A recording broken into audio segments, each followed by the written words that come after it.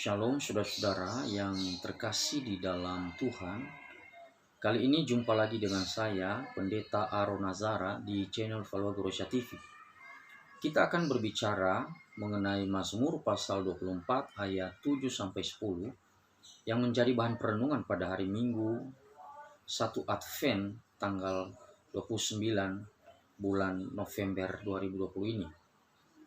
Namun sebelumnya saya meminta kepada saudara-saudara sekalian, kalau berkenan, tolong bagikan link ini sehingga lebih banyak orang yang mendapatkan manfaat dan faedah setiap video-video yang saya bagikan melalui channel ini.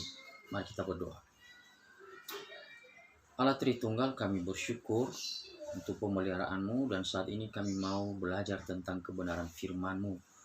Dalam nama Tuhan Yesus kami berdoa. Amin.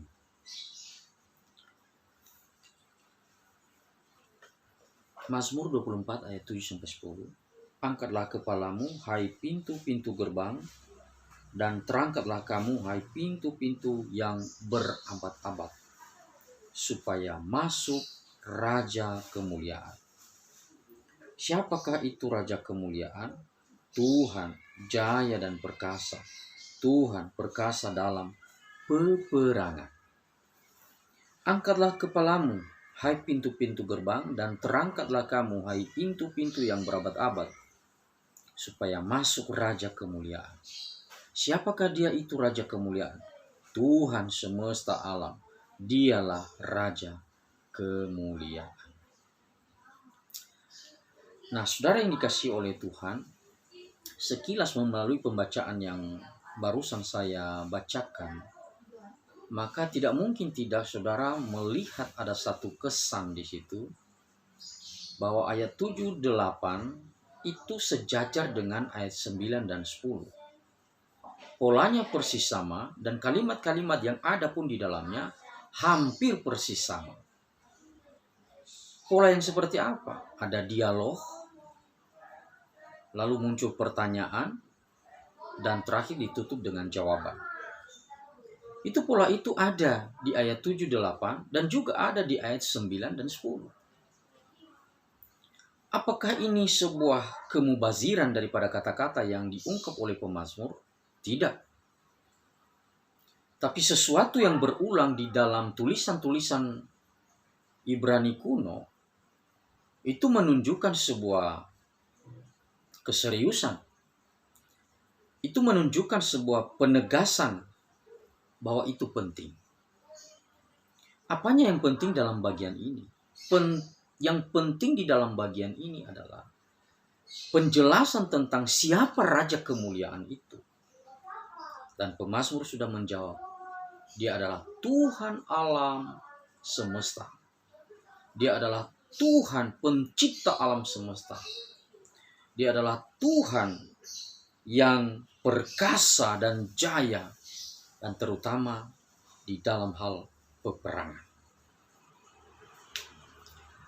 Memang ada banyak buah pikiran yang mencoba memikirkan apa latar belakang daripada tulisan Daud dalam Mazmur 24 ini. Ada yang berkata bahwa ini dilatar belakangi oleh sebuah peristiwa teofani Allah di dalam bait suci. Ada juga yang mengatakan bahwa ini adalah pengalaman Daud ketika dia mengambil atau membawa tabut perjanjian itu masuk ke kota Yerusalem. Tetapi sebagian lain lagi berkata bahwa ini sebenarnya adalah cerita tentang tabut perjanjian Tuhan yang terlibat di dalam peperangan. Dan kita tahu itu kalau misalnya kita kembali melihat perjanjian lama, ada satu peristiwa yang menarik. Ketika kelihatannya Allah tidak berbuat apa-apa, ketika tabut perjanjian itu dirampas oleh orang-orang Filistin. Itu terjadi ketika ada pertempuran antara orang Filistin dengan orang Israel yang menewaskan Hofni dan Pinehas, anak-anak daripada Imam Eli. Dan orang Filistin itu merasa diri berkuasa, merasa diri sudah menang, merasa diri berotoritas. Mereka merampas tabut perjanjian Allah itu dan mereka membawa ke negerinya. Mereka sangat bersuka cita. Mereka berkata bahwa orang Israel sudah gagal, sudah kalah. Bahkan Tuhannya mereka juga sudah gagal, sudah kalah. Tapi inilah hikmatnya Tuhan ya. Ada saatnya Tuhan tidak berbuat apa-apa di waktu tertentu ketika ada manusia yang merasa diri lebih besar, lebih kuat, lebih hebat, lebih perkasa daripada Tuhan. Allah tidak menunjukkan kuasanya sama sekali. Ketika tabut itu dirampas, Allah kelihatannya berdiam diri. Tapi ketika waktunya tiba, Allah pasti suatu ketika menunjukkan bahwa dia memang berotoritas. Dan itu tidak bisa dibantah. Tabut itu awalnya ditaruh di Asdod. Apa yang terjadi? Tuhan Allah menekan orang-orang di Asdod. Sama terjadilah sakit penyakit borok-borok yang jorok-jorok. Dan itu mematikan sekian banyak orang. Orang-orang Asdod mengeluh, waduh ini bahaya ini. Ya udahlah, tabut ini dipindahkan. Mereka pindahkan ke daerah Gad. Sama. Di Gad pun Allah menekan orang-orang Gad dengan memberikan penyakit borok-borok yang membuat orang-orang di sekitar Gad juga meninggal dunia. Dan mereka ketakutan. Lalu dipindahkan lagi lah tabut itu ke Ekron. Apa yang terjadi? Hal yang sama terjadi di Ekron. Orang-orang Filistin yang berdiam diri di situ ditekan oleh Allah dengan segala sakit penyakit yang jorok-jorok.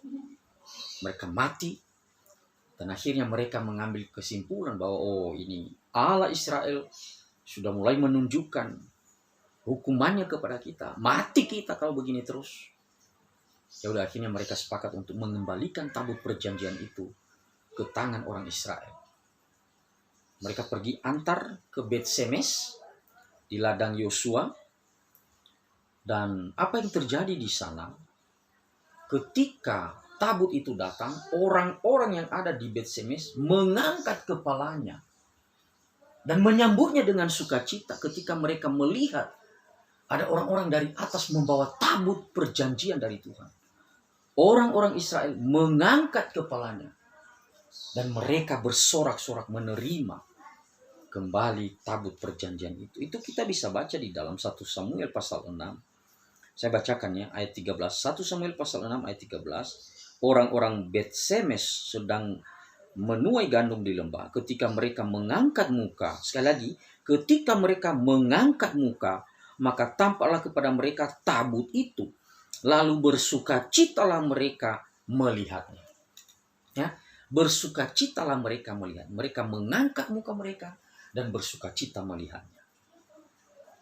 Nah, sebenarnya dalam bagian itu bukan hanya soal bersukacita, ya, tapi ada semacam penghormatan di situ, ada semacam menjunjung tinggi di situ. Sikap hati daripada orang-orang Israel itu menjunjung tinggi kebesaran Allah, dan itulah yang terjadi dalam bagian kebenaran. Nah, saudara yang dikasihi oleh Tuhan,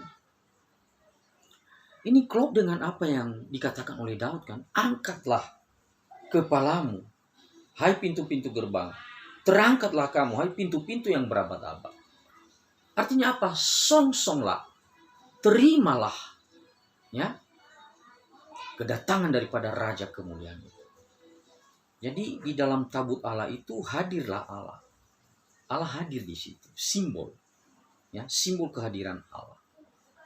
Nah, ini juga berkaitan dengan bagaimana juga Yerusalem sebagai kota Allah harus menerima kedatangan Raja kemuliaan. Dan Raja kemuliaan itu seringkali dikaitkan dengan Yesus Kristus yang datang. Ya. Yang datang untuk apa? Yang datang untuk memberikan perhatian, memberikan keselamatan, memberikan kekuatan, dan menjaga memelihara umatnya. Maka di situ Daud merasa bahwa sudah selayaknya orang-orang Israel harus menerima dengan tangan terbuka Raja kemuliaan itu. Dan Raja kemuliaan itu tidak lain yang tidak bukan adalah Tuhan Allah pencipta alam semesta, yang disebutkan oleh Daud sebagai seorang yang perkasa di dalam peperangan. Karena memang ya, dalam peperangan orang-orang Israel mereka merasakan bahwa peperangan yang mereka raih, kemenangan-kemenangan yang mereka raih dalam peperangan, itu terjadi semata-mata karena Allah lah yang berperang melawan mereka. Daud sangat memahami hal itu, Bapak Ibu. Maka oleh sebab itu, kita melihat di sini bahwa otoritas Allah itu tidak hanya dibatasi oleh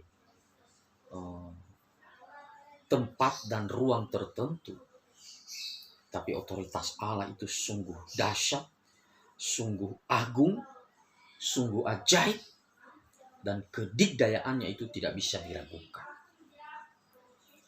Maka ketika kita memasuki Advent ini, kita juga harus mengingat bahwa kedikdayaan Tuhan Allah Tritunggal itu kita sudah lihat di dalam pribadi kedua, yaitu Tuhan Yesus Kristus. Ketika dia datang ke dalam dunia ini, dia menunjukkan otoritasnya. Bahkan ketika dia bangkit dari antara kematian, itu penunjukan otoritas yang luar biasa, yang mengalahkan maut, yang mengalahkan segala ancaman, kematian, dan sebagainya. Dan itulah yang perlu kita terima, itulah yang perlu kita syukuri. Bukalah pintu-pintu, bukalah pagar-pagar yang dikatakan di situ, pintu-pintu yang berabad-abad, ya. Pintu-pintu gerbang. Artinya apa? Ya ini Daud menganjurkan kepada orang-orang Israel supaya mereka boleh menyambut dengan tangan terbuka. Jangan dengan kekerasan hati untuk menerima Raja kemuliaan itu. Dan Raja itu adalah Tuhan pencipta alam semesta, yang sudah kita lihat, kita saksikan di dalam diri Yesus Kristus, anaknya yang tunggal, pribadi kedua daripada Allah Tritunggal, yang datang di tengah-tengah kita. Siapkah kita menyambutnya? Mari persiapkan diri, buka hati. Tuhan Yesus memberkati. Amin.